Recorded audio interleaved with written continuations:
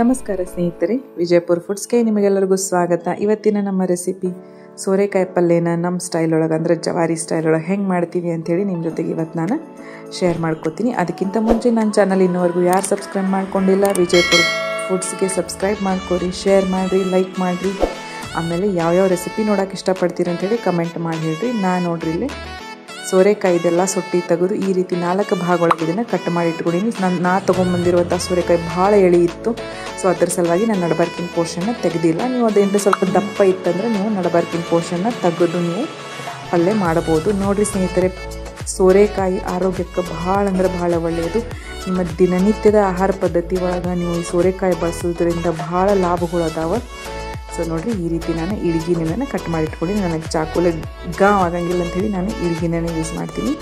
ಆಮೇಲೆ ಬೆಳ್ಳುಳ್ಳಿನ ಸ್ವಲ್ಪ ನಾನು ಬಿಡಿಸಿಟ್ಕೊಂಡಿದ್ದೆ. ಹಸಿಮೆಣ್ಸಿಕಾಯಿನ ಚೆಂದಾಗಿ ಜಜ್ಕೊಳಕತ್ತೇನೆ. ಇಲ್ಲಿ ಹಸಿಮೆಣ್ಸಿಕಾಯಿ ಪೇಸ್ಟ್ ರೆಡಿ ಮಾಡಿ ಇಟ್ಕೊಂಡೆ. ಆಮೇಲೆ ಮನೆ ಒಳಗೆ ಒಂದು ಸ್ವಲ್ಪ ಫ್ರೆಶ್ ಹಸಿ ಕೊಬ್ಬರಿ ಇತ್ತಂಥೇಳಿ ಪಲ್ಯಗೆ ಹಾಕಿದ್ರಾಯ್ತು ಅಂಥೇಳಿ ಅದನ್ನು ಜಜ್ಜಿ ಇದ್ರೊಳಗೆ ಹಾಕೊಳ್ಳೋ ಸಲುವಾಗಿ ಚೆಂದಾಗಿ ನಾನು ಸಣ್ಣಗೆ ಅಥವಾ ಒಂದು ಸ್ವಲ್ಪ ಹೆಂಗೆ ಅಪ್ಪಡ ಚಪ್ಪಡಾನು ನಾನು ಜಜ್ಜಿ ಇಟ್ಕೊಂಡಿನಿ.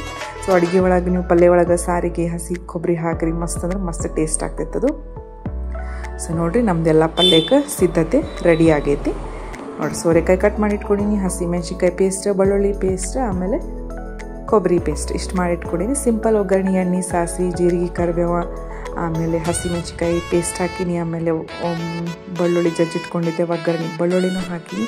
ಅದು ಎಲ್ಲ ಚೆಂದಾಗಿ ಎಣ್ಣೆ ಒಳಗೆ ಫ್ರೈ ಆದಮೇಲೆ ಅದರೊಳಗೆ ಒಂದು ಸ್ವಲ್ಪ ಉಪ್ಪು, ರುಚಿಗೆ ತಕ್ಕಷ್ಟು ಉಪ್ಪು, ಆಮೇಲೆ ಅರಿಶಿನ ಪುಡಿ, ಆಮೇಲೆ ಒಂದು ಸ್ವಲ್ಪ ಹವೇಸ್ ಪುಡಿ ಹಾಕ್ಕೊಂಡು ಇದು ಎಲ್ಲ ಚೆಂದಾಗಿ ಫ್ರೈ ಆದಮೇಲೆ ನಾನಿಲ್ಲಿ ಉಳ್ಳಾಗಡ್ಡಿನ ಬಳಸಿಲ್ಲ, ಬರೀ ಬೆಳ್ಳುಳ್ಳಿ ಅಷ್ಟೇ ಬಳಸಿನಿ. ನೀವು ಬೇಕಂದ್ರೆ ಉಳ್ಳಾಗಡ್ಡಿನೂ ಹಾಕ್ಕೋಬೋದು. ನಾನಿಲ್ಲಿ ಹುಳಿಗೆ ಏನು ಹಾಕ್ಕೊಂಡಿನಿ ಅಂದರೆ ಒಂದು ಅರ್ಧ ಬಟ್ಟಲ್ದಷ್ಟು ಮೊಸರು ಹಾಕ್ಕೊಂಡಿನಿ. ಮೊಸರು ಹಾಕ್ಕೊಳ್ಳಿ, ಯಾವುದು ಹುಣಸೆ ಹಣ್ಣು ಟೊಮೆಟೊ ಹಾಕಿಲ್ಲ ಅಂಥೇಳಿ ನಾನಿಲ್ಲಿ ಮೊಸರನ್ನು ಬಳಸ್ಕೊಂಡಿನಿ. ಸೊ ನೋಡಿರಿ, ಕಟ್ ಮಾಡಿಟ್ಟಿರುವಂತಹ ಸೋರೆಕಾಯಿನ ನಾನು ಇದ್ರೊಳಗೆ ಹಾಕ್ಕೊಂಡಿನಿ. ಸೋರೆಕಾಯಿ ಭಾಳ ಅಂದ್ರೆ ಭಾಳ ಫ್ರೆಶ್ ಇತ್ತು, ಆಮೇಲೆ ಎಳೆ ಇತ್ತು. ನಾನು ಇದನ್ನು ಸೋರೆಕಾಯಿಂದ ಥಾಲಿಪಟ್ಟನೂ ಮಾಡ್ತೀನಿ ಅಥವಾ ದೋಸೆ ಹಿಟ್ಟೊಳಗೆ ಹಾಕಿ ದೋಸೆನೂ ಮಾಡ್ತೀನಿ. ಸೊ ದಿನನಿತ್ಯದ ಆಹಾರ ಪದ್ಧತಿ ಒಳಗೆ ಯಾವುದೇ ರೀತಿಯಾದರೂ ನಾವು ಸೋರೆಕಾಯಿ ಬಳಸಬೇಕು ಅಂಥೇಳಿ, ಮಕ್ಕಳಿಗಾಯಿತು ನಮಗಾಯಿತು ಎಲ್ಲರಿಗೂ ಆರೋಗ್ಯಕ್ಕೆ ಒಳ್ಳೆಯದು ಅಂಥೇಳಿ ಸೋರೆಕಾಯಿನ ನಾವು ಭಾಳ ಬಳಸ್ತೀವಿ. ಸೊ ನೀವು ಅದನ್ನು ಉಪಯೋಗಿಸ್ರಿ ಅಂತ ಹೇಳ್ತೀನಿ. ಸೊ ನೋಡಿರಿ, ಪಲ್ಯ ಚೆಂದಾಗಿ ಎಣ್ಣೆ ಒಳಗನ ಫ್ರೈ ಆಗೈತಿ. ನಾನಿಲ್ಲಿ ಒಂದು ಸ್ವಲ್ಪ ನೀರನ್ನು ಹಾಕ್ಕೊಂಡಿನಿ, ಸ್ವಲ್ಪ ಶೇಂಗಾ ಪುಡಿ ಹಾಕ್ಕೊಂಡಿನಿ, ಆಮೇಲೆ ಒಂದು ಸ್ವಲ್ಪ ಖಾರದ ಪುಡಿ ಹಾಕಿನಿ, ಆಮೇಲೆ ಜಜ್ಜಿಟ್ಕೊಂಡಿರುವಂಥ ಹಸಿ ಕೊಬ್ಬರಿ ಹಾಕಿನಿ.